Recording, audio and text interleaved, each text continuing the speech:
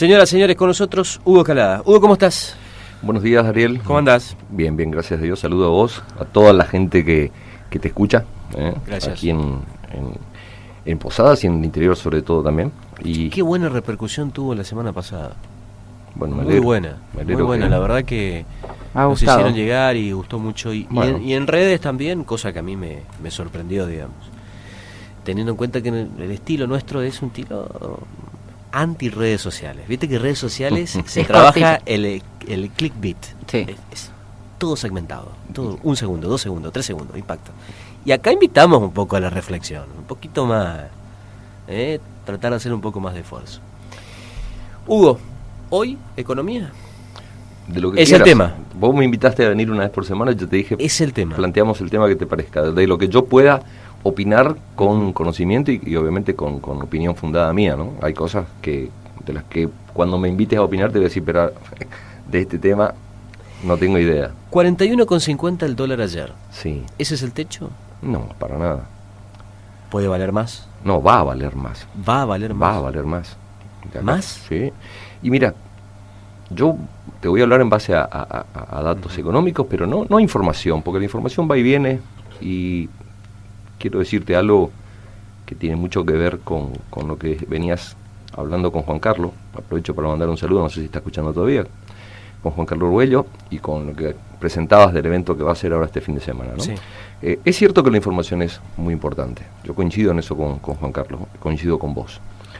Lo que hay que entender es que en materia económica, la información, cuando estamos en un esquema como el que estamos actualmente, se usa de manera especulativa. Y entonces la información deja de ser información. Porque la información es tendenciosa y está apuntada a generar en quien escucha esa información, ¿sí?, una especie de, yo te diría, doble realidad. Entonces, si la información dice, este va a ser un año bárbaro, va a estar tranquilo, bla, bla, bla, bla, tiende a tranquilizar a la gente. Sí. Y si la información dice, no, este va a ser un año en que vamos a estar a los banquinazos, termina generando lo opuesto. Sí. Y en función de cómo se da la información y cómo se mueve la gente, varían los datos económicos, porque las expectativas en economía, Ariel, Sí. son muy importantes. O sea que esta introducción breve introducción que me tomé el tiempo de dar, tiene que ver con esto, con las expectativas. Vos me preguntás, ¿qué puede pasar con el dólar? Bueno, yo como no, hasta ahora, si bien he tratado de hacer cursos de aprendiz de brujo, pero todavía no me dieron el título, como todavía no tengo esa esferita de cristal que es la que te dice qué va a pasar, Sí. no hago futurología. Entonces no te puedo decir, va a pasar esto, porque si no, estaría haciendo un pálpito, un pronóstico, que no es lo mismo. En economía no se basa en pronósticos. Esa es mi gran crítica a la mayoría de los economistas, a estos que se llaman economistas hoy en día, y que se pasan haciendo pronósticos. La economía dista mucho, Ariel, de ser como el tiempo. Ya de por sí pronosticar el tiempo es difícil. Sí, es difícil. ¿Sí? Porque está muy cambiante. Bueno, la economía es mucho más difícil todavía. Entonces, deberían estar prohibidos los pronósticos en economía. Porque los pronósticos parten de un hecho de algo que está sucediendo y apuntan a algo que podría llegar a suceder. Pero mucha gente que está del otro lado, cuando escucha a un economista con reputación, dice, no, fulanito dijo tal cosa. Claro. Y el hombre lo está dando, o sea, salvo que haya ido al futuro, como en la película, ¿te acordás? Sí. Y haya vuelto con el dato concreto, lo que está haciendo es un pronóstico, que se puede dar o no. Entonces, vos me preguntas a mí, vamos a tratar de hacer alrededor de este tema, no un pronóstico, sino una evolución de lo que puede suceder en base a datos reales. A Sí. ver, se estima que la inflación de este año, Sí. no la estimo yo, la Sí. estiman todos los que hacen estadística económica, estiman que la inflación, en el mejor de los casos, va a andar rondando el 30% para fin de año. 30%. Sí, habían dicho 22, 23 de meta de inflación, yo creo que va a estar cerca del 30, Sí. más cerca del 30. ¿Por qué? Porque soy futurólogo, no, porque ya la inflación de los primeros meses del año superó lo que decían que iba a ocurrir. Habían estimado una inflación para enero y para febrero por debajo de la real, y entonces cuando ya la inflación de los primeros meses supera lo que vos habías estimado, el cómputo final va a ser elevado, ¿sí? Así que yo estimo que en el mejor de los casos vamos a tener una inflación del 30% este año. 30. No en el mejor de los casos. En el mejor de los casos. Piso. En el mejor de los casos. Ese sí. es un piso. Sí, para mí 30 en el mejor de los casos. Si tenemos una inflación del 30%, es muy fácil. Si vamos y traducimos ese porcentaje inflacionario del 30% al valor del dólar, ¿a cuánto debiera estar el dólar a fin de año? Un 30% más de lo que está ahora. ¿Sí o no? Sí. Si ahora está 40, digamos 40 por no poner 41, ¿cuánto sería el 10%? 4 de 40. ¿Sí? 44. Multiplicado por 3 sería 12. Tendrías que sumarle 12 pesitos más al valor del dólar, 52. No, Hugo, chau. No, chicos, pará. No, listo. Hoy decías, Chicos, estábamos entre nos vamos. 45 y 50 temprano. Ariel, 52 aguanta. Ariel, La economía del Ariel, dólar aguanta. A ver, por eso yo... A ver, Sí. déjame que va Sí, va evolucionando el análisis, porque pero si no... disculpame, me salió adentro. Si el dólar acompaña, lo cual debiera ser así, no significa que va a ser así. Vos sabés perfectamente que hay algo, y por eso es siempre interesante ver la película y no la foto. Hay algo que venían pidiendo todos los exportadores, ¿sí?, desde el final del gobierno de Cristina Kirchner, y que obviamente el gobierno de Mauricio Macri terminó dando vía libre, que era que el dólar estaba muy bajo, o sea, el peso estaba muy apreciado y costaba exportar. Entonces, ¿qué es lo que pedían todos los exportadores? Pedía que se libere el dólar. Sí. ¿Por qué? Porque a un dólar más alto, ¿sí?, las exportaciones argentinas se vuelven mucho más competitivas. O sea, el valor de la exportación argentina es más bajo, la compran más afuera, y obviamente quien está por exportar le conviene que el dólar suba. Si yo estoy por exportar ya algo a 40 y sé que la semana que viene va a estar a 42, espero una semana. Son $2 de diferencia por unidad de exportación que vas a llevar adelante. O sea que, ¿qué digo con esto? Todo lo que es exportable en este país, y ahí viene el gran problema de la economía argentina, que no tiene parangón en otro lugar del mundo, quiero ser claro. Argentina exporta lo que come. Argentina exporta lo que come. Es uno de los únicos países del mundo en donde sus grandes volúmenes de exportación tienen que ver con alimentos. Y entonces, el valor del dólar influye en los exportadores, que siempre quieren un dólar que los favorezca para vender más mercadería, pero nos perjudica internamente a nosotros porque nos eleva los costos, ¿sí? Bueno, normalmente, para que no haya atraso cambiario, ¿qué es atraso cambiario? Atraso cambiario es cuando vos decís, bueno, el dólar ahora debería estar a 50 y está a 40, hay atraso cambiario, ¿sí? Contrariamente a lo que piensa mucha gente, aún con todas las valorizaciones que hubo, aún con todo lo que ocurrió con el dólar, vos le preguntás a los exportadores y te siguen diciendo que el dólar está atrasado. Cuando vos hablás no con los economistas, sino con los exportadores, te dicen el dólar continúa atrasado. El dólar hoy, según cálculos que mantienen los exportadores, para que sea un dólar que a ellos les sirva, debiera estar arriba de 50 pesos, entre 50 y 60. Bueno, para que no se atrase, para que no haya un atraso cambiario, para que el dólar acompañe el interés de los exportadores, pero tampoco nos perjudica a nosotros, debiera el dólar ir fluctuando en función de lo que va fluctuando la inflación. Debiera. O sea que si yo digo que este año creo que vamos a estar a final de año con un 30% de inflación, debería el dólar, ¿sí?, aumentar en un 30%. Pero esto no se dio en el 2018. Bueno, ¿ahora qué pasa? Exacto. Desde el gobierno se puede atacar la canasta de monedas y vos podés hacer que una divisa sube o baja, comprando o vendiendo esa moneda. ¿Qué es lo que hace el gobierno cuando interviene? Es lo que hacen cuando salen a vender dólares o cuando salen a comprar dólares del mercado. Cuando se les queda muy bajo el dólar, salen a comprarlos para aumentar el valor. Cuando se les va para arriba, salen a vender. He aquí que el acuerdo que se hizo con el Fondo Monetario Internacional le ha puesto un límite, una banda de flotación al gobierno argentino, al Banco Central, donde le dice el gobierno, le dice el Fondo Monetario, mira, por arriba de esto y por abajo de esto puedes actuar, pero en este margen no podés intervenir. Ese margen está, vamos a hablar para arriba porque para abajo no le interesa a nadie, en torno a los 44. En torno a los 44. ¿Y por qué el Fondo Monetario Internacional le puso esa condición, Ariel, que antes no se la ponía? Porque resulta ser que todos los primeros envíos a partir del acuerdo con el Fondo Internacional, el Fondo Monetario, el gobierno utilizó para tratar de mantener el dólar. Entonces el fondo le dijo, no, papá, yo te estoy prestando plata para que vos le pagues a los acreedores. ¿Te acuerdas que habíamos hablado del programa anterior? El Fondo Monetario Internacional le da dinero a la República Argentina para que la Argentina haga frente a sus obligaciones, o sea, sus vencimientos de intereses de deuda, ¿sí? Empezaron a usar ese dinero, de hecho se fumaron más de 30.000 millones iniciales del préstamo del Fondo Monetario Internacional, tratando de mantener el dólar calmado. Eso le costó la cabeza a Sturzenegger y eso le costó la cabeza a Caputo. Más allá de los negocios que hayan hecho, porque tenían información que era calificada y sabían qué iba a pasar con el dólar, entonces hay ya causas penales al respecto de esto. Pero sacando esa parte que pareciera ser anecdótica y no lo es, No. lo cierto es que esterilizaron gran cantidad de dólares que habían llegado del Fondo Monetario en tratar de mantener el dólar, y eso se fumó. Porque ¿quién se lleva esos dólares? Esos dólares que vos ponés en la plaza para que el dólar no se te vaya, ¿quién se termina llevando?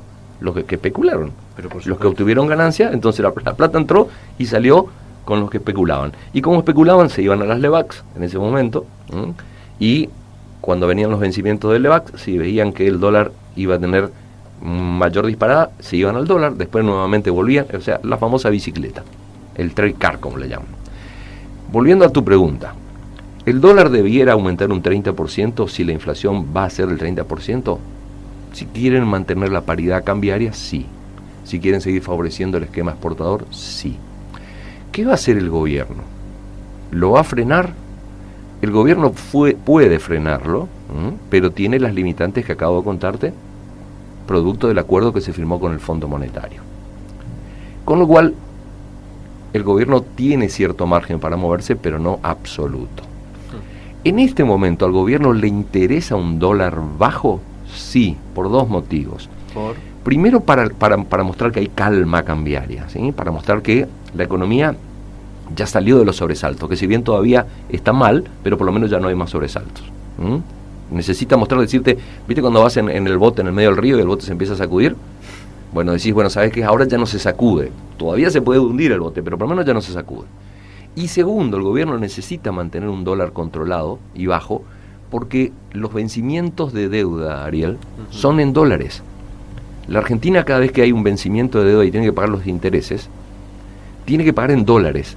O sea, tiene que tomar pesos, porque los argentinos producimos en pesos, y comprar dólares para hacer frente a los vencimientos. Cuanto más alto esté el dólar, más cantidad de pesos necesita la Argentina para pagar el mismo vencimiento. ¿Está claro? Sí. Bueno, esto entonces tiene que ver con un control ficticio, con un control que no participa para nada en función de la oferta y la demanda. Aún así, y con estos indicadores que te estoy dando, el dólar va a estar para fin de año no a menos de 48 pesos. Esto casi te lo digo. 48 pesos. Debería estar en 52. Si hablamos del 30% de inflación, 30% Sí, de sí, valor, sí. estamos hablando de 52. A lo mejor no llega a 52. Ahora, está bien, pero A lo yo te mejor, hago a lo mejor llega a 48. Te hago Pero una pregunta. esto que estoy hablando es dentro de parámetros absolutamente normales, ¿eh? Vos me No decís, es interpretación, es dato. no, datos. Y te estoy hablando dentro de parámetros normales, porque acá llega a haber una corrida, como la hubo el año pasado, Sí. y el dólar no necesita diciembre para estar a 48, puede estar a 48 dentro de 2 semanas. O sea, a lo que el gobierno está tratando de evitar es que haya corridas bancarias. Por eso, ¿qué es lo que sucede, Ariel?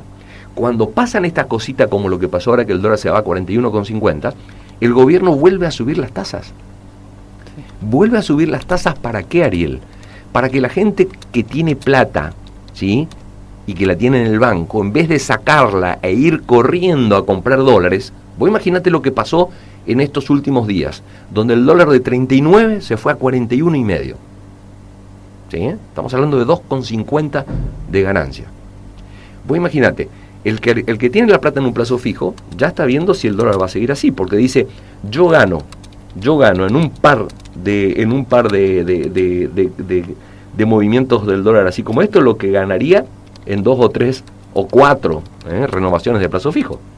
Entonces, ¿a qué tiende la gente? A decir, saco el plazo fijo y voy a comprar dólares.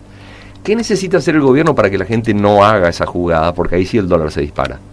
Volver a elevar las tasas para que la gente diga, no, mirá, me sigue conveniendo dejar en plazo fijo porque me subieron las tasas. Ahora, ese es el origen de todo el problema, Ariel, no el valor del dólar. Mientras el gobierno necesite estar teniendo tasas tan altas, para que la gente no vaya al dólar, esa plata no va a la economía. Esa plata está en los bancos. Y no hay manera, y quiero ser claro con esto, porque si no, nos pasamos opinando acerca del dólar, nos pasamos hablando que puede llegar a suceder, nos pasamos haciendo especulaciones, y cuando yo digo que esto revienta antes de fin de año, lo digo no con maldad, lo digo porque no hay ninguna economía, Ariel, que pueda soportar esta falta de movimiento. O sea, la plata está o en los dólares o en los bancos. No está alimentando la rueda, ¿sí? No está girando. No está alimentando la rueda económica, que es la rueda virtuosa de la economía, que es cuando hay plata, la plata circula. Entonces yo te doy plata a vos, te aumento el sueldo, con eso vos gastás, gana el almacenero del barrio. No, el almacenero del barrio, en vez de pedir que le traigan una caja de aceite, como vendió mucho, le dice, para el mes que viene tráeme 3 cajas de aceite. El que vende aceite, en vez de vender una, vendió 3, entonces le dice a la fábrica, le dice, che, fabricame el doble de aceite porque me están pidiendo el doble, ¿sí? Y el tipo que está fabricando el aceite, que estaba con 4 tipos, toma otros 4 más porque no le alcanza la cantidad de gente para... Y entonces se hace lo que se llama la rueda virtuosa de la economía. Para eso el circulante tiene que estar en la calle, en la economía. Ese circulante es la sangre de la economía. Ese circulante, la sangre del cuerpo económico de la Argentina hoy, está en los bancos, ¿sí? Ya sea plazo fijo, ya sea LELIQ, ya sea todavía LEVAX o dólares. Más claro imposible.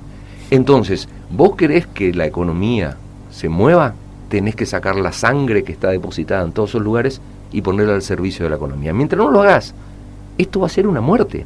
Por eso que yo digo que esto revienta antes de fin de año, porque lo que ya estalló, a vos te llamó la atención el calificativo, yo dije esto estalla antes de fin de año, ¿no? Sí. Lo que ya estalló es la cuestión social. Sí. O sea, nosotros, cuando yo digo esto estalla, la gente a lo mejor, el otro día yo te decía y trataba de aclarar, no estoy hablando de gente en las calles incendiando comercios ni asaltando supermercados, porque eso ya es violencia. Claro. Eso ya es violencia. Yo no usé la palabra violencia. Cuando yo digo estallar, hablo de los parámetros normales, ¿sí?, de una sociedad que claramente ve que no hay expectativas económicas. No lo veo solamente yo, no lo ven solamente los economistas. Nadie. La gente claramente en la calle ya se empezó a dar cuenta que este año va a tener un año como el año pasado o peor. Peor. ¿Sí? Y los indicadores siguen elevándose. La inflación continúa, los precios siguen para arriba, la especulación continúa. Ya no es solamente la especulación monetaria de la que estamos hablando. Ya empiezan a estoquear, porque está claro, si yo tengo mercadería y la vendo hoy, mañana se disparó el precio y yo con lo que vendí no la puedo volver a recomprar. Entonces empiezo a vender en cuentagotas y empieza a suceder toda esta cala. No hay manera de ir al banco para pedir préstamos porque los créditos te matan. Entonces, si esto no es estallar, ¿qué es estallar? Lo que pasa es que con eufemismos, con buena onda, los medios y todo tratan de mostrarte que esto es la tranquilidad. Sí, es la tranquilidad de un cementerio. Nadie duda que entras a un cementerio y una tranquilidad fabulosa. No hay mayor tranquilidad que dentro de un cementerio. Una paz absoluta, casi no hay ruido, no hay problema, no hay discusiones. Y sí, es obvio, es la paz de los cementerios. Esa es la paz que estamos teniendo hoy en la Argentina. Yo tengo intercambio a veces, conceptos con gente amiga y no tan amiga. Me dicen, no, pero está todo tranquilo. Y sí, entrar a un cementerio está todo tranquilo. No debiera estar todo tranquilo. A ver, ¿qué te sorprende? Lo mismo que le preguntaba a Juan Carlos recién, ¿no? Sí. Uno tiene la posibilidad de dialogar con mucha gente que toma decisiones, en diferentes estamentos. Uh-huh. Empresas, pymes, política, más, menos. ¿A vos te pasa lo mismo, Hugo? ¿Tenés prácticamente la misma agenda? Más importante aún, hablas con mucha gente que está en la cocina. ¿Qué te sorprende de la actitud de aquellos que hoy toman decisiones en Misiones? No hablo solamente de la política, ¿eh? No estoy hablando de la política, me parece que esto es transversal. ¿Qué me sorprende? Mira, Primero, ¿te sorprende algo? primero no me sorprende, eso te iba a decir. ¿No te sorprende? No me sorprende. Yo lo que veo es un manejo muy finito, pero muy finito, casi diría que habría que felicitarles, de el estado nervioso por parte de los dirigentes popes. O sea, deben estarse tomando una cantidad bastante interesante de calmantes, porque necesitan transmitir eso para abajo. necesitan transmitir eso, y yo entiendo, y es una necesidad. Quien gobierna tiene que transmitir tranquilidad. Si vos vas arriba de un colectivo o arriba de una lancha y el que va manejando vos empezás a ver que se pone el chaleco salvavidas y está por saltar de la lancha, lo que menos va a hacer es decirte, Ariel, quédate tranquilo que la lancha va bien, ¿sí o no? Obvio. Bueno, ahora, quienes gobiernan saben lo que está sucediendo, sabe que producto de este parate formidable está ocurriendo un dato que no es menor, Ariel. Baja la recaudación. Cuando gobernás tenés que pagar sueldos, además de administrar tenés que pagar sueldos. No hay plata. En la medida en que el movimiento económico va cayendo por ende la recaudación. ¿Va cayendo por qué? ¿Porque hay menor movimiento económico? Sí, pero también porque empieza a haber mayor evasión. Cuando tus números no te cierran a nivel económico, vos empezás a recortar. Primero a lo mejor recortás la publicidad, después por ahí achicás un poquito de planta, y llega un momento en que si el recorte continúa, dejas de pagar impuestos. Y bueno, que me venga la multa, veré más adelante cómo hago. Pateo. Veré cómo refinancio, cómo moratoria, pateo. sí. Bueno, exacto. Entonces empieza a bajar de manera escandalosa la recaudación. Cuando empieza a bajar la recaudación, ¿sí?, empieza la problemática de hacer frente a las erogaciones que tiene el Estado todos los meses con menos de cantidad de dinero. Está bien. Existe la posibilidad, Misiones tiene absolutamente verte la posibilidad de volver a tomar deuda. Es una provincia que, en relación a todas las otras provincias, llevó adelante una política de desendeudamiento, y entonces cuando vos no tenés deuda, viste, vos te presentás a cualquier banco y los bancos te dicen, sí, muchachos, los números de ustedes están bien, yo sé que si les presto ustedes me van a poder devolver, y te presta. ¿Está esa posibilidad? Está. ¿Sí? Esa posibilidad está ahí. Está ahí, así que el gobierno tiene, digamos, esa cartita acá bajo el brazo. Pero, te repito, vos me preguntás, ¿qué veo en quienes gobiernan? Una alta dosis de tranquilizantes para tratar de bajar a todos sus ministros y a todo el resto de quienes conforman el gobierno, que está todo tranquilo, que no hay ningún problema, que sigan laburando, que va todo bien. Y la verdad es que el tema no está nada tranquilo. Esto es bajo la superficie, ¿no? Vos ves que arriba de la superficie, como siempre, como un iceberg, pongo el ejemplo, hay una pequeña porción de hielo y abajo viene el sucundún. Yo soy de los que creo que la cuestión no es de una gravedad como para decir a la gente salga mañana y rompa todo. No, primero la violencia no es la salida, porque en términos económicos la violencia no soluciona absolutamente nada. O sea, no mejora la economía. Tampoco eso se está viendo en la calle. Yo lo que noto es que el argentino ya tiene muchos problemas y no le quiere agregar otro. Pero, Ariel, el tema de la violencia, volvemos al tema del iceberg. Sí. La violencia está todos los días. O sea, nos acostumbramos, vos hablas siempre de los hechos y de la interpretación de los hechos, de la realidad. Bueno, yo te escucho decir, pero el tema está más tranquilo. Mirá las estadísticas, Ariel.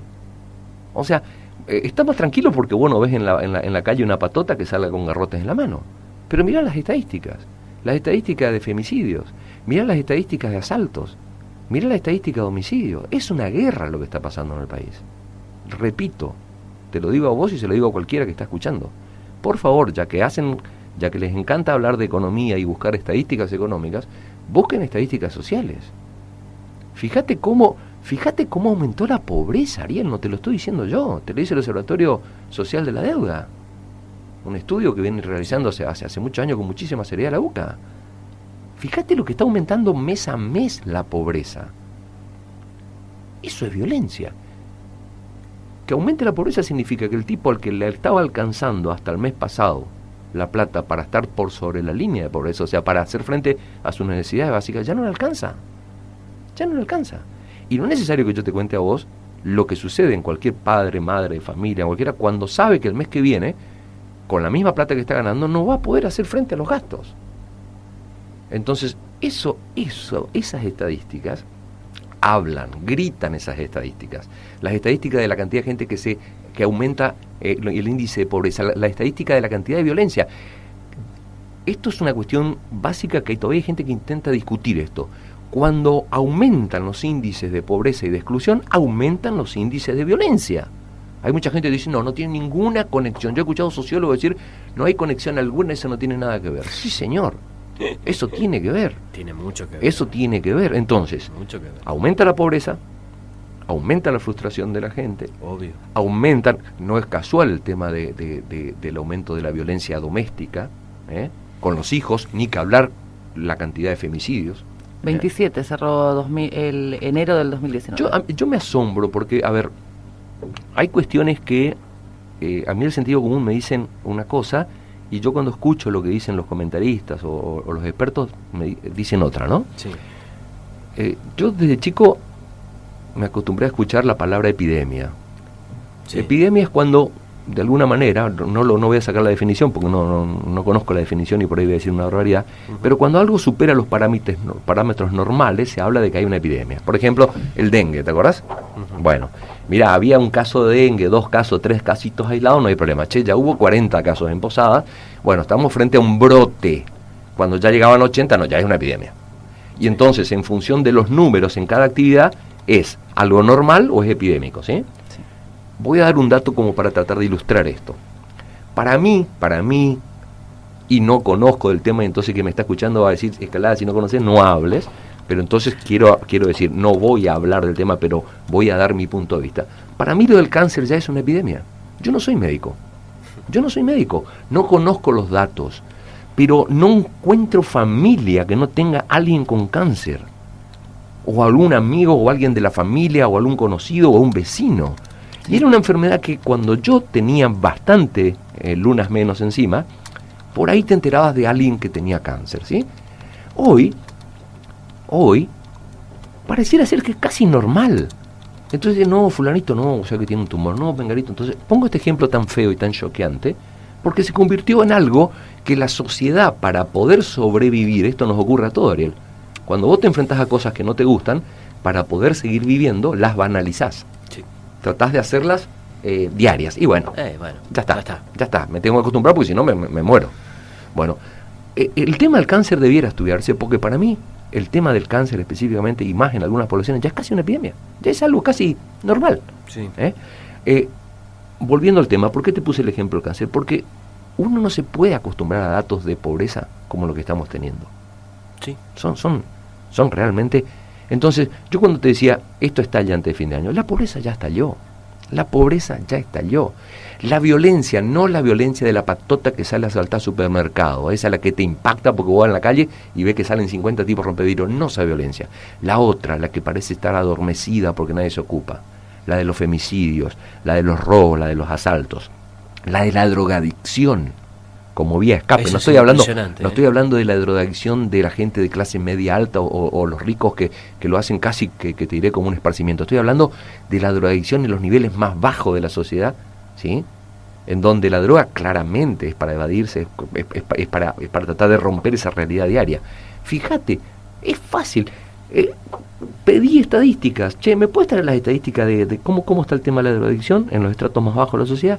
¿Cómo está el tema de los robos a mano armada, de los robos con violencia, de las ocupaciones ilegales de tierra? ¿Cómo está el tema de los femicidios? Pero no solamente los femicidios, el problema escolar. ¿Cómo está el tema en los colegios con las matrículas? ¿Han aumentado o han bajado? Cuando vos sumás todo ese combo, ya estalló. Lo que pasa es que queremos vivir en una sociedad normal y entonces tratamos de banalizar esos hechos. A todos nos ocurre, a mí me ocurre normalmente y a veces me produce hasta desazón vivir en un país en donde la pobreza está arriba del 35%, ¿no? Donde vos decís, estoy viviendo en un país en donde... Ahora, ¿pero qué duele más ahí? ¿Duele más ese dato del 35% de pobreza o duele más la actitud de la gente, de la sociedad? Porque Bueno, yo noto que hay mucha gente que con este tema de la pobreza, al no encontrarle una solución, no solamente la naturaliza, sino que tiene una visión despectiva. Yo no salgo de mi asombro cuando escucho hablar a mucha gente con respecto a los pobres. Adjetivos: los cucaracha, los negroplaneros, los choripaneros, los planeros. Es decir, tenemos una variedad de adjetivos irreproducibles. Y vos ves quién lo dice y está en la misma situación que ellos. A mí me sorprende pero de sobremanera cómo la sociedad sigue siendo indiferente. Estuvo acá el martes Adrián Loic, contó lo ocurrido en un evento de kayak en Apóstoles. En un evento organizado por la Municipalidad del Consejo Liberante se murió un muchacho. No había ambulancia, no había nada. ¿Qué hizo la sociedad el otro día? Indiferencia. No, aparte de eso, criticó al muerto. Pues estaba borracho, los amigos no le ayudaron. Nadie cuestionó cómo puede ser algo organizado por el Estado. No tenía una ambulancia, no tenía un médico.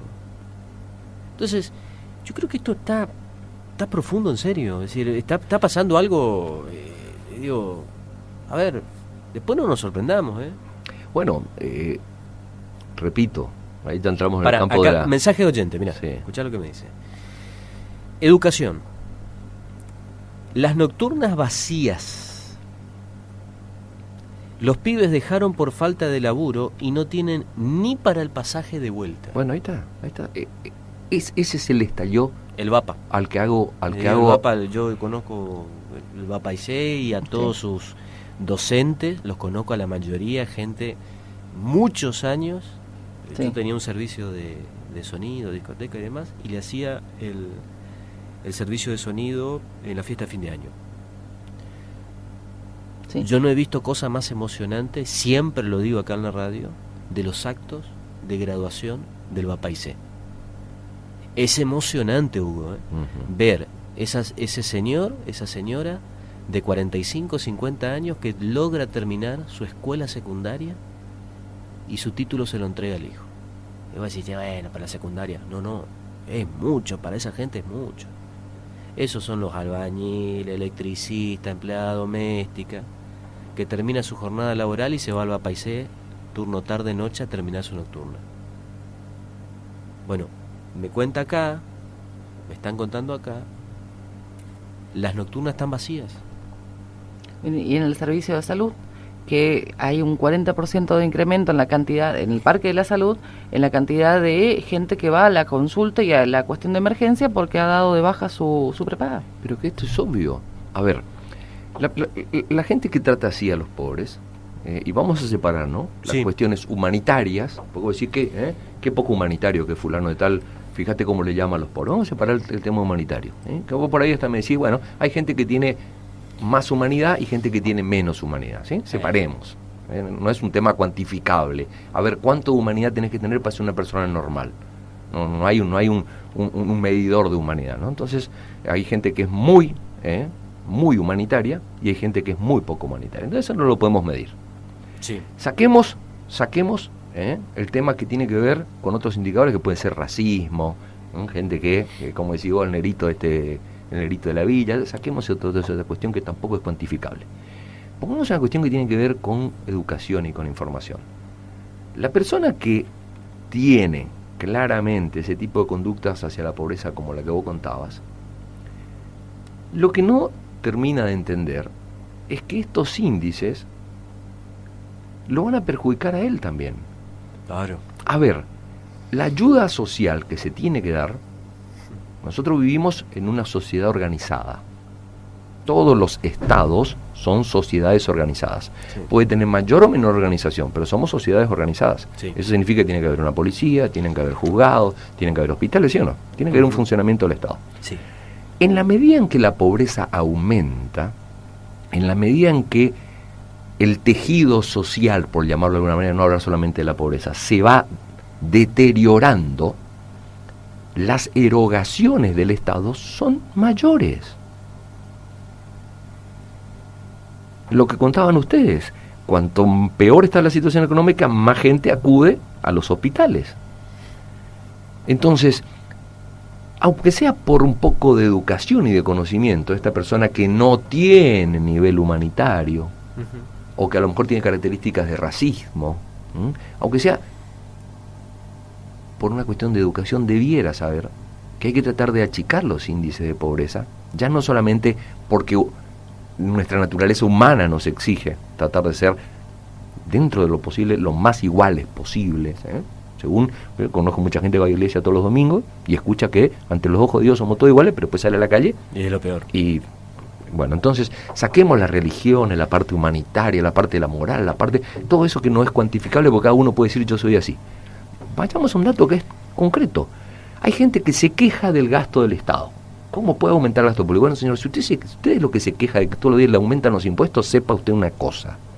Cuanto más se rompa el tejido social, más le van a aumentar los impuestos. El ejemplo que voy a poner es muy gráfico y es, casi te diré, tonto. Vamos arriba de un botecito y nos dan un remo a cada uno. Somos 10, ¿no es cierto, Ariel? Sí. 10. Cada uno con un remo. Che, Ariel, los dos que van allá atrás se cansaron y ya no reman. Y bueno, Vito, tenemos que seguir. Uno para Che, Ariel, los otros dos que estaban al lado de los dos del fondo, ya. En la medida en que se nos van cayendo remeros, vamos a ser menos los que vamos a tener que seguir llevando el botecito con los remos. Esto ocurre en una sociedad. O sea que por cada persona que entra a las estadísticas de desocupado, uno menos que aporta. Es uno menos, pero ese menos que vos no lo tirás por no es un bote que vos decís, bueno, listo, este dejó de remar, lo tiro al agua. No, tiene que seguir arriba el bote. ¿Y quién va a hacer el aporte por esa persona? Entonces, si no quieren entender por el lado de las otras vías, hay que entenderlo por el lado de la educación y por el lado de la economía. Cuanto más postergada esté nuestra sociedad, cuanto más roto esté el tejido social, mayor va a ser el gasto. Cuanto mayor sea el gasto para contener a esa gente, mayores van a ser los impuestos, porque no hay otra manera de sacar la plata. Entonces, ya que no le duele ver a una persona pobre durmiendo en la calle, por lo menos, ya que le duele a mucha gente sí su bolsillo a la hora de pagar impuestos, habría que entenderlo de esta manera. Es una manera un poquito más gráfica de entender el tema de la exclusión. Para un dato, la hora de trabajo fijada por WOCRA, la hora de trabajo de un oficial albañil está en 80 pesos. La de un ayudante en 55.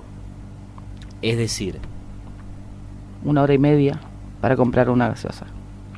El albañil tiene que trabajar 1 hora y media para comprar una coca. Bueno, ahí vos sabés que diste recién... Pero estos datos acá, Posadas Misiones. Sí, bueno, estas son las estadísticas de la que estábamos hablando hace un ratito en el bloque anterior, que muestran claramente que esto ya estalló, ¿no? La gente lee o escucha en los medios la palabra ajuste. No termina de entender cabalmente, no solamente qué es el ajuste, sino quién lo está pagando. ¿Quién lo está pagando? Pero la gente dice ajuste. Y normalmente la mayoría de la gente cuando escucha la palabra ajuste dice, bueno, el gobierno va a gastar menos. Eso es ajuste. No, señor. Ajuste. Bueno, me están queriendo decir desde el gobierno que van a invertir un poco menos, no sé, en el área de salud, en el área de seguridad, en esto. No, señor. Ajuste significa que alguien va a pagar los platos rotos. Eso significa la palabra ajuste. Ajuste significa que el señor Ariel Sayas está en el medio de una fiesta, un cumpleaños de 15, un casamiento, lo que sea, y por ahí siente un estruendo, ¿sí? Y se vino abajo toda la mesa con la torta, con los platos, todo se rompió todo. Y el tipo está ahí bailando y cuando se da cuenta cierran la puerta y dicen, bueno muchachos, esto no estaba en los costos de la fiesta, así que lo vamos a tener que dividir por todo. Entonces Ariel dice, pero para un poquitito, a mí me invitaron a venir a bailar a la fiesta. No, bueno, Ariel, te invitamos a venir a bailar dentro de una condición de normalidad. Sí. Nadie le iba a romper los equipos al DJ, nadie iba a romper los platos, no iban a tirar la torta, no iban a pintar las paredes. Bueno, ahora, ajuste significa que cada uno de nosotros va a resignar gran parte de lo que produce para pagar los platos rotos. ¿Y cómo se resigna? No quiere decir que van a venir y le van a pagar la mitad de lo que usted está cobrando. No, nadie le va... Eso es un derecho. Nadie puede venir a decirle, mire, usted estaba cobrando 1.000, ahora le vamos a pagar 500. No. Pero van a hacer algo que tiene exactamente el mismo efecto. Van a devaluar. Entonces, la gente, todos nosotros, Ariel, tendríamos que tener como una... Viste que hay un diccionario de malas palabras bastante importante. Dicen que el idioma castellano es uno de los idiomas espectaculares. Todo el mundo te dice, los que hablan otro idioma, que para putear no hay como el idioma castellano, porque tenemos 1000 maneras de putear. Bueno, la palabra devaluar tendría que ser una de las malas palabras más grandes que hay. Sin embargo, la gente no tiene idea. Cuando te devalúan, ¿sí?, te están devaluando a vos. No solamente lo que vos estás ganando, no solamente tu nivel de vida, te están devaluando a vos porque vas a necesitar más horas. Hay algo que es irreemplazable en la vida, que son las horas. El tiempo no se puede reemplazar más. El tiempo que pasó, pasó.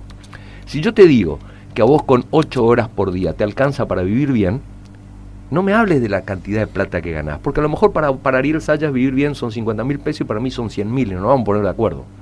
El tema son las horas. Ariel me dice, yo laburado 8 horas por día, Hugo, vivo bien, por lo menos para lo que son mis ambiciones, estoy bien en mi familia. Bueno, cuando venga la palabrita devaluar y la palabrita ajuste, vas a necesitar 16 horas para producir lo mismo que antes producías con 8. ¿Cómo? Si le explicasen así a la gente, que va a tener que laburar el doble, o que va a tener que pedir un laburo más, o va a tener que hacer horas extras, no para ganar más, no para vivir mejor, para tratar de llegar a lo mismo que llegaba antes con la mitad. Entonces vos decís, de mi promedio de vida, voy a tener que dedicarle el doble de horas para hacer lo mismo que antes hacías. ¿A quién lo devaluaron? A usted, señor. A su vida, a su tiempo, a su futuro. Eso implica la palabra devaluar. Y ajustar, ¿qué implica? Que lo están ajustando a usted. Usted con el mismo sueldo ahora tiene que pagar tarifas mucho más altas y no le dieron aumento. Usted con el mismo sueldo ahora carga la mitad de combustible. Usted con el mismo sueldo compra la mitad de la garrafa de gas que compraba antes. Usted con lo mismo. Entonces eso son más horas de trabajo para poder, el que puede aumentando las horas de trabajo, equilibrar. El que no puede aumentar las horas de trabajo va a ganar menos y va a tener un deterioro muy ostensible. Digo esto, Ariel, porque eso es el ajuste. El ajuste lo estamos pagando todos. El ajuste lo está pagando el empresario que está teniendo que achicar su personal, pero también lo está pagando el pobre número 1 cuando va a comprar un litro de leche. El ajuste, esto quiero ser claro, porque si no pareciera ser que hay sectores de la sociedad que viven del Estado. Esos sectores de la sociedad, señor, que viven del Estado, tienen que comprar pan, tienen que comprar leche, tienen que comer, tienen que comprar arroz, lo que sea, ¿sí? Tienen que comprar insumos, en general, no solamente de alimentos, ¿sí? Necesitan medicinas, necesitan limpieza, necesitan un montón de cuestiones. Cuando usted ajusta, les ajusta todo parejito. El ajuste significa que la sociedad, todos y cada uno de los habitantes de la República Argentina, está pagando los platos rotos.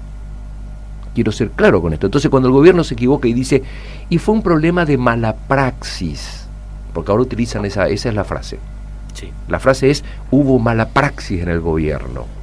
Señor, esa mala praxis suya de la economía, esa devaluación que usted produjo, esa fuga de divisas que usted produjo y que no le impide que vaya a estar 15 días más de vacaciones porque se cansó y se agotó, eso implica que hay miles de ciudadanos argentinos que van a tener que trabajar el doble de tiempo, que van a tener una pérdida de su nivel de vida para poder pagar los platos rotos que sin querer este mejor equipo de los 50 años le erró. Ese es el ajuste, Ariel. Ese es el ajuste. 10:30 de la mañana. ¿A cuánto está el dólar, Sole? 10.40, esto según el Banco Nación, y en las casas de cambio aquí en la ciudad de Posadas, 40,50. 40,50. 40,50. Esto está se mantiene estable. Se mantiene estable. Arrancamos con 40,60 en el Banco Nación y ha bajado 20 centavos. Esto actualizado hace 2 minutos. ¿Intervino el Banco Central? ¿Se menciona eso o no? Todavía no hay datos con respecto a intervenciones. Se iba a ver, se iba a estar especulando durante la jornada. Es que ya intervinieron. La intervención no es solamente de base monetaria, no es solamente salir a poner dólares en la plaza para que baje el valor. Subieron de nuevo las tasas. Cuando vos subís las tasas, Ariel, le estás interviniendo. Porque le estás diciendo a la gente, deje la platita en plazo fijo, no la lleve al dólar, porque va a tener más ganancia.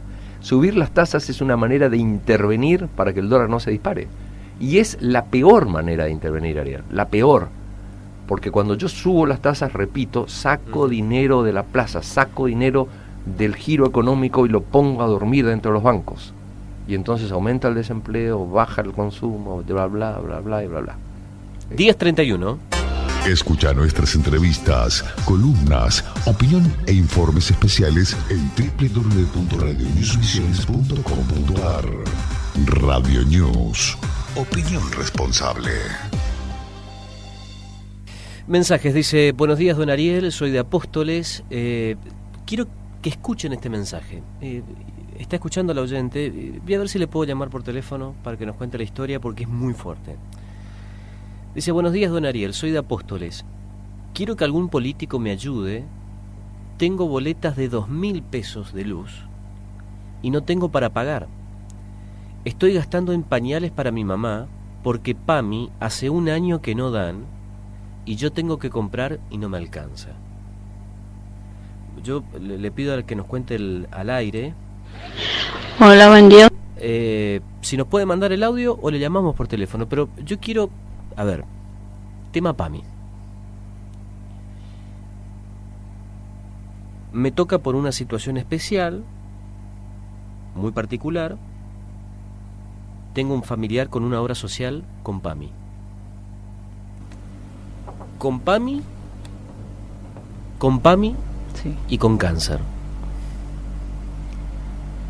Yo no sé si no lo está matando el cáncer o lo está matando PAMI. Yo no le puedo explicar a ustedes lo que es el sufrimiento, padecer la obra social PAMI. Y me hago cargo de lo que estoy diciendo porque lo padezco. Conseguir una derivación, una autorización en la obra social PAMI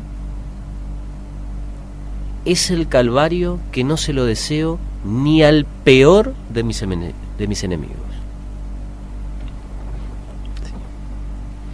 Le estoy hablando porque me toca de cerca, tengo un familiar con cáncer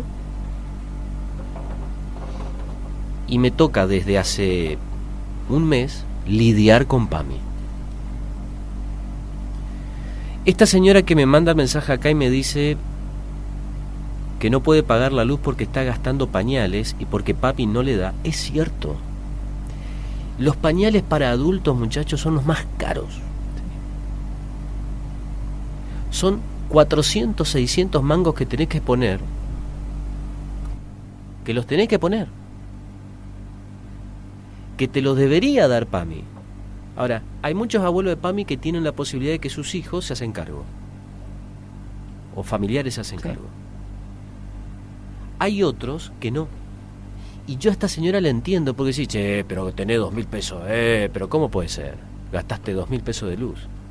No, pero ayer hablábamos de los números justamente en lo que aumentó el tema de los medicamentos. Van del 244% al 540% en los últimos 2 años el aumento. Y a esto empezamos a sumar que desde el PAMI, por ejemplo, hay medicamentos que no están dentro del Vademecum, hay lugares en donde siempre tenemos esto, que determinada línea de farmacia, por ejemplo, no está cubriendo PAMI, que después todo esto se va volcando también a la salud pública. Porque es que hoy, sí, el hospital público que tenemos, con todo lo que se pueda cuestionar, sí, ese hospital público hoy le está haciendo el aguante a PAMI. sí. Lo que comentabas hoy, mucha gente dejó de pagar su obra social, no queda nada y se va con su documento al hospital. Es más, y muchas veces los que todavía tienen la obra social se siguen atendiendo en el hospital. Porque esto se dio y en números se fue conociendo en la parte de emergencias. Bueno, sabemos todo lo que tiene que ver con tránsito, va directamente hacia el hospital, pero también en las atenciones que se van dando con los especialistas, y tenés un aumento importante y después nos quedamos con, no, pero me tiraron a 1 mes el turno. Yo quería ir al gastroenterólogo y me tiraron a 1 mes. Bueno, sí, pero tenés un 40% de incremento, que además de lo estacional, porque tengamos en cuenta que en verano tenéis muchos más inconvenientes con el tema del estómago y bueno, de las exposiciones, el tipo de alimentación. Bueno, aparte de lo estacional, te está sumando el 40% de gente que no iba al hospital y que hoy está dentro de lo que es el Parque de la Salud, con los especialistas, con la tecnología que tienen pero esa tecnología hay que seguir invirtiendo. Este es un tema... A ver, quiero hacer una aclaración, Hugo, y ya te dejo. Acá nos están mandando mensajes. Alberto Rodríguez me dice, hola Arielo, dice, qué lindo sería que subas a las redes lo que Hugo acaba de explayarse. Nos dice Alberto Rodríguez en Facebook. Le digo, Alberto, lo vamos a subir, lo mismo que le conté a Hugo fuera de micrófono. como son charlas largas, Sí. cuesta mucho subir. Lleva unas horitas, digamos. Pues no depende de nosotros, depende de internet. Que no se corta la luz. Que no se corte la luz, que no se corte internet, bla, bla, bla. Pero a Alberto le digo, va a estar todo lo que dijo Hugo, la columna va a estar a la tarde en las redes como para que lo escuchen. Hay mucha gente que esto lo escucha lo vuelve a escuchar cuando quiere. Claro. Esa es una de las maravillas que tiene la tecnología y la distribución. Hay Ahora, mucha gente que nos escucha en el auto, las columnas que están en YouTube, por ejemplo, le pone con el Bluetooth del auto y lo va escuchando sin sí, problema. Así pero que, por ahí tenés que bajarte, entonces ¿qué haces? Lo dejás y a la tarde, cuando preparaste el matecito, lo retomas. Lo Así retomas. que, increíble eso, es increíble. Ese tema que vos estabas abordando recién, de las obras sociales, Ujú. de los medicamentos, es un tema, me gustaría que me lo recuerdes, porque Ujú. sería muy bueno abordarlo en una columna, en una próxima columna, pero es un tema para abordarlo en varias columnas, pues es un tema muy largo, ¿no? Es un tema muy largo porque yo necesito imperiosamente comunicar a la gente que por ahí quiera escucharnos qué es el estado de bienestar, qué significa estado de bienestar. Nosotros, vos, yo, los oyentes, creemos que lo que tenemos hoy y que rodea nuestra vida es algo que ha estado siempre. El estado de bienestar no ha estado siempre, Ariel. El estado de bienestar surge en el mundo después de la Segunda Guerra Mundial. Y entonces, he aquí que el oyente estará diciendo, ¿y qué es el estado de bienestar? ¿Qué es? El estado de bienestar es su aporte jubilatorio para el día del mañana. No existía. El estado de bienestar es que usted pueda en algún momento de su vida decir, me cansé, hasta acá llegué, y ahora con esos aportes que hice voy a vivir una vida digna el resto que me queda. El estado de bienestar es la obra social. No existían. No. No existían aportes para que cuando yo enferme o tenga un problema sea atendido como corresponde. ¿Sí? El estado de bienestar tiene que ver con las vacaciones pagas, con la licencia por maternidad. Quiero ser claro con esto, porque esto no existe en el mundo desde que el mundo es mundo. Esto empezó a existir después de la Segunda Guerra Mundial. Esto han sido conquistas que se fueron, si bien eran conquistas que venían en camino, pero que se incorporaron como derechos inalienables de la gente después de la Segunda Guerra Mundial. ¿Y por qué después de la Segunda Guerra Mundial? Porque Europa había quedado devastada. Europa había quedado devastada. Y entonces el Estado, y quiero ser claro con esto, el Estado tenía que salir en socorro de la gente. Casas destruidas, sin agua, sin gas, sin baños, pestes por todos lados. Entonces el Estado empezó a elaborar leyes que hacían obligatorio el auxilio del Estado hacia la gente que no podía auxiliarse. ¿Por qué tengo que decir esto? Hoy lo voy a decir de manera sintética, Ariel, pero me gustaría que después lo podamos amplificar.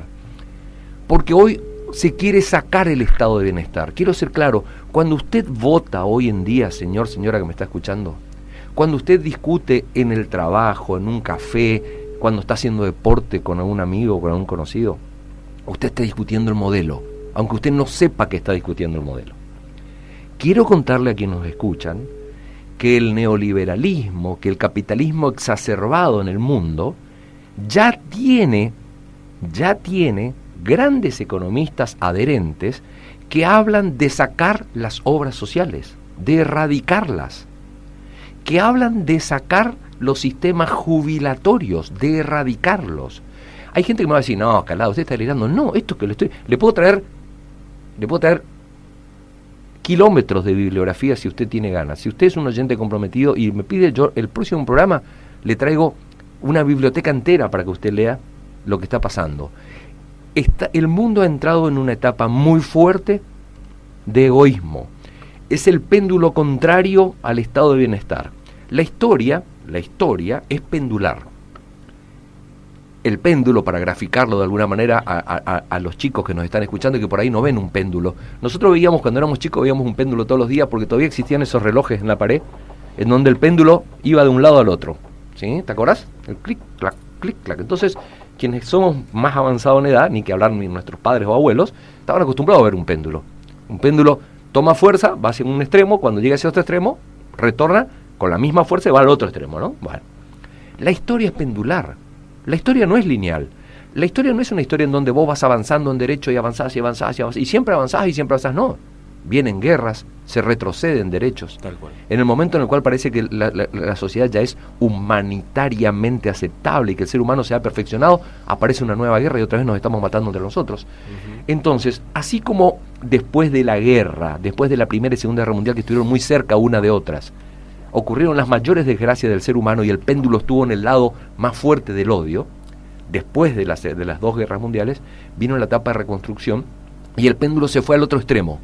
Del odio se pasó a la solidaridad, a tratar de ayudar a todos los que habían quedado destruidos después de la guerra. Y entonces eso se llamó estado de bienestar. Significó que el reclamo de mucha gente durante mucho tiempo fue receptado por la legislación, por las leyes de los países del primer mundo, y pasaron a ser derechos de la gente. Esto ya no va a ser una cuestión, escuchá bien lo que digo porque no es menor, esto ya no va a ser una cuestión de emergencia. No es que porque ahora hubo una guerra le vamos a dar jubilación a la gente, no. Aunque ya no haya más guerra, va a quedar como un derecho de la gente el tener una jubilación digna. Va a quedar como un derecho de la gente el tener una obra social. Quedó como algo ya. Hoy los economistas del mundo entero dicen que el mundo está atrapado en un esquema de recesión y no vuelve a crecer porque se está gastando demasiado en eso. Que la plata que se está yendo en obras sociales y en jubilación rompe las economías de los países. Hoy esto está puesto en cuestionamiento. Hoy los países del primer mundo están queriendo avanzar en sistemas para sacar los aportes del Estado y las ayudas del Estado hacia los ciudadanos. Y eso es un modelo que, como todo lo que pasa en el primer mundo, se termina replicando e imitando en el resto de los países. Bueno, el intento de llevar las jubilaciones a las AFJP es un intento de sacarse de encima el sistema jubilatorio. Entonces el Estado ya no pone. Esa plata la reinvierte en algunas empresas privadas y si le va bien, el jubilado tiene ganancia y si le va mal, el jubilado no tiene. Y si le va mal, se quiebra y se queda sin jubilación. Sí. Hay maneras de sacarse de encima el sistema jubilatorio. No es necesario que el Estado mañana diga no va a haber más jubilaciones. Una es transportarla a la faz privada. ¿Sí? ¿Incrementar la edad jubilatoria? Incrementar la edad jubilatoria para que cada vez tengas menos años para disfrutar de ese estado de bienestar. El 10, y son más años de aportes. Y más años de aporte, ¿entendés? Y con las obras sociales lo mismo. Hacer un vademecum, dejar fuera del vademecum muchísimos medicamentos que son importantes. Son maneras de ir achicando ese estado de bienestar que creció en el mundo cuando terminó la Segunda Guerra Mundial. De este tema yo hablé específicamente en ocasión de votar el boleto estudiantil en la Cámara de Diputados. Era diputado cuando se aprobó el boleto estudiantil gratuito. Las gradas estaban llenas de chicos estudiantes que fueron a aplaudir porque estaba por votarse el boleto estudiantil, y yo me sentí en la necesidad de, en ese momento, hacer uso de la palabra y decirle, defiendan esto con uñas y gatos, porque esto va en sentido opuesto hacia donde está yendo el mundo. Sí. El mundo está yendo hacia una progresiva pérdida de estado de bienestar. Y acá nosotros estábamos votando una ley para darle a los chicos un boleto estudiantil que es un aumento del estado de bienestar. Digo esto porque no es una cuestión menor. No es una cuestión menor. En nuestro país hay también intérpretes de este modelo neoliberal. Hay quienes quieren tener un país en el cual la plata pueda ir a otro esquema de ganancias y no a un estado de bienestar. Y depende de cómo cada uno de nosotros vea el país en el que vive. Queremos un país en donde la economía sea mucho más fuerte, que es lo que pregonan estos economistas, pero nosotros quedamos excluidos. ¿O queremos un país en donde la economía por ahí no sea tan fuerte, pero nos incluya a todos? Ese es el modelo y esa es la única grieta real que tenemos que tener entre todos nosotros. O tenemos un modelo más inclusivo, en donde a lo mejor no vamos a ganar todo lo que queríamos, pero va a haber un mayor equilibrio en nuestro país, o tenemos un modelo en el cual es la ley de la selva, El que puede ganar, gana fortunas que no va a gastar ni siquiera en 10 vidas, y el que no puede, se muere de hambre en el rincón de la plaza. Son estos dos modelos los que están en pugna, no en la Argentina, en el mundo. Y en cada discusión que damos, en cada opinión que vertimos, en cada partidito de fútbol, partidito de truco, asado, reunión o charla con los amigos, nosotros estamos haciendo una toma de posición, sin darnos cuenta. Y los medios de comunicación colaboran a que esa toma de posición sea para un lado o para otro. Recién cuando sucede lo que le sucede al oyente que estaba llamando recién, que no puede hacer frente a los gastos, que la obra social no le reconoce, que no tiene los aportes jubilatorios o que teniéndolos no le alcanza para... Recién cuando entraste en ese lugar te das cuenta de lo que es el estado de bienestar. Lo que nos pasa a todos, mientras estamos sanos, nadie valora la salud. Nadie valora. Nadie valora la salud. En este momento vos tenés tu dentadura intacta y no te duele ni un diente, y para vos es normal eso. Sí. Ahora, cuando te está estallando una muela, no ves la hora de sacar ese dolor, ¿no es cierto? Sí. Bueno, nosotros, la República Argentina, tiene que entender que es una sociedad, somos parte de una sociedad, me creo parte de una sociedad humanitaria profundamente. Eso ha distinguido a la República Argentina de otros países. En Brasil, en Paraguay, en Chile, en muchos otros países latinoamericanos, no existía este resorte, este amortiguador que era la clase media humanitaria. Existía una clase alta con muchísimo dinero y que tenía acceso a todos los placeres, y una clase baja absolutamente postergada. La clase media casi era insignificante. La República Argentina se distinguió durante décadas en Latinoamérica y en el mundo porque éramos profundamente humanitarios, profundamente solidarios, y eso venía de la clase media. Una clase media que, si bien quería ir para arriba, no dejaba de ser solidario con los que menos tenían. Una clase media que empezó en los últimos años a adoptar este otro modelo de exclusión y que, por parecerse a los que más tienen, empieza a rechazar, empieza a mirar de reojo, empieza a alejarse de ese esquema solidario profundo que teníamos los argentinos, donde queríamos un país más justo. Los argentinos no nos tenemos que olvidar, y con esto cierro, Ariel, no me tengo que olvidar yo, no tenemos que olvidar vos, ningún oyente, que la mayoría de nosotros, la mayoría, son hijos o nietos de inmigrantes. Salvando los habitantes originarios de esta tierra, los indios, como se le decía antes,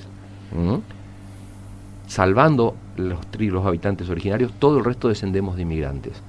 Y cuando vinieron esos inmigrantes acá, venían huyendo de lo que estaba pasando en Europa. Nadie vino acá porque qué lindo era venir a América. Y el sueño más fuerte que tenían esas personas que llegaron es algo que tenemos que recobrar. Ese sueño era que los hijos de ellos vivan mejor de lo que ellos vivieron. Ese tiene que ser el norte de cualquier argentino, independientemente de cómo nos vaya en la vida. Tratar de que nuestros hijos estén un poquitito mejor de lo que estuvimos nosotros, no solamente en términos económicos, en términos educativos, en términos de salud, en términos de solidaridad, en términos de humanidad. Nos han dividido en la República Argentina, nos han ido haciendo perder ese norte, y entonces cuando uno entra en el reino del sálvese quien pueda, empieza el odio, empieza la segregación, empieza el ser despectivo hacia el que tiene menos, etcétera, etcétera, etcétera. O sea, yo creo que ahí esa es la verdadera crisis argentina, es una crisis profunda que hemos tenido de no saber de dónde venimos. Cuando vos sabés de dónde viniste, cuando vos sabés que venís de abuelos muy pobres que cruzaron el mar en barquitos de madera para tratar de ver cómo sobrevivían acá, no podés perder el norte de a dónde querés llegar. Ahora, cuando te olvidás de los orígenes, y a lo mejor hoy pegaste un quinielazo y ganaste unos buenos mangos, ya crees que sos de la elite, y para la elite vas a seguir siendo, como decían los franceses, un piojo resucitado.